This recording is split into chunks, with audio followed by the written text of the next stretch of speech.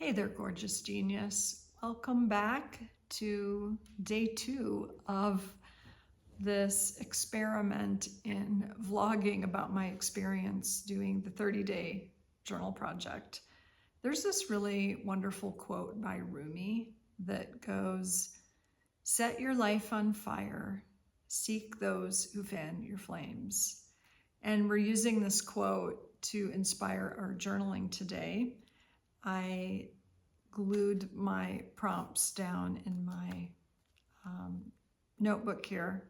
Sorry, I'm a bit off today. I woke up just feeling really kind of like I'm coming down with something, and my head feels like it's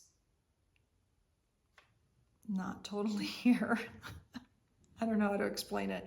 Kind of feels like it's in a bunch of pieces right now, and like there's something not connecting. Anyway, I don't feel super well, but I wanted to do this anyway. And besides sharing my takeaway from the day 2 journaling prompts, I wanted to just share a little inspiration. I really appreciate you guys leaving your comments in this series, which I've made a playlist for now.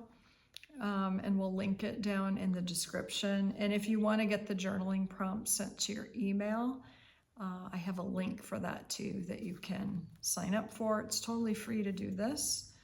So I wanted to share just a little quick pep talk based on a comment I got yesterday, which had to do with someone saying she's feeling already behind, even though it was day 2 or 3 or something like that. And so maybe I'll give up because I'm already behind. And so what I want to encourage her and all of you is that even though there are 30 days of journaling prompts, it doesn't mean that you have to do one. You don't have to do one set of prompts per day or one per day. There's 30 days, and you can take your time and go through it as slowly or as quickly as you want to.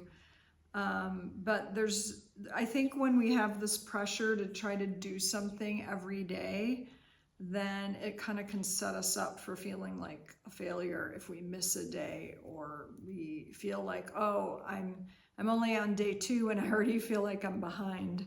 So I just want to encourage you to go at your own pace. Easy does it. Easy does it. That really works here. Go gently is what I love to say to close all of my emails in this series. Just do your best. And really, this is only meant to take a couple minutes a day. So I'm going to try to do these vlogs a lot quicker also. So that's my encouragement for you today. And even though I've written these prompts, I know what the prompts are, I've done them before lots of times, there's something really magical that happens when you put pen to paper and allow yourself, like it's just like the fresh thinking button automatically gets turned on. And so it's always new. Every day is new. Every set of journal prompts is new, even if you have done them before. So I love being surprised and delighted by what shows up on my page. And today's theme has to do with seeking what fans our creative flames, what really kind of turns us on creatively, and the people who inspire us. And to write about the people who inspire me most are. And I wrote some things down. It's quick, just to that prompt. The people who inspire me most are honest, bravely pursuing their curiosities, interested in what other artists are making, breaking rules, writing their own new stories, doing things that matter to them, working on their own self-expression, have a rich inner life, are humble, generous, welcoming. And then I wrote themselves, and I made this box. Like I like to box my words and, put, dashes around them. And so that was an aha moment for me where, you know what that's like when you're around someone and they're just totally themselves.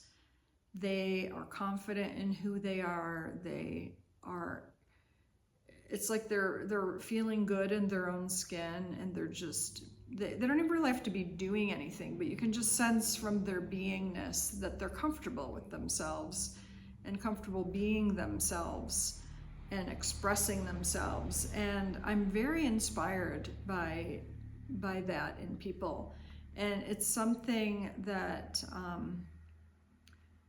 that I think my whole inner quest in a way has been this kind of striving to experience that in my own life and in my own self, to kind of feel good in my own skin, and to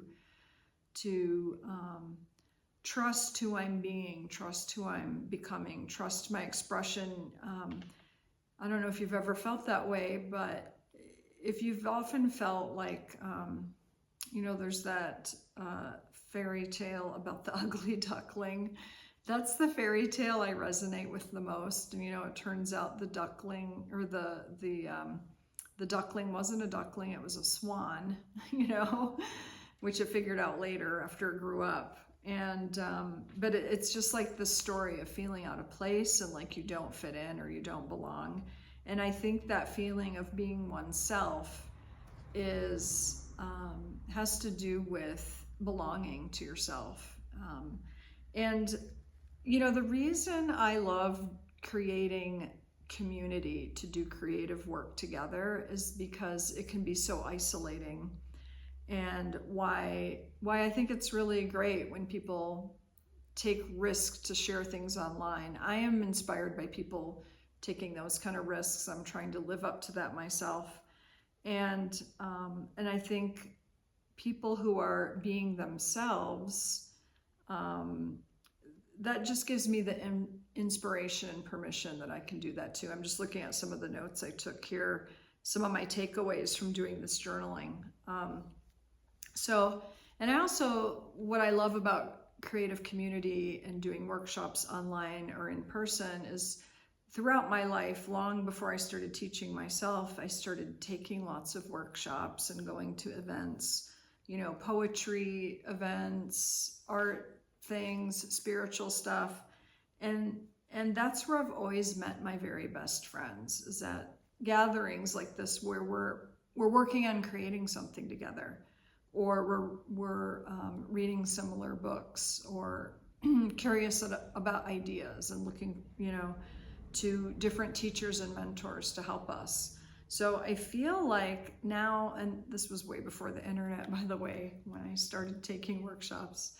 So now that we have online stuff and communities and gatherings, it just makes it easier for us to help us find people who inspire us.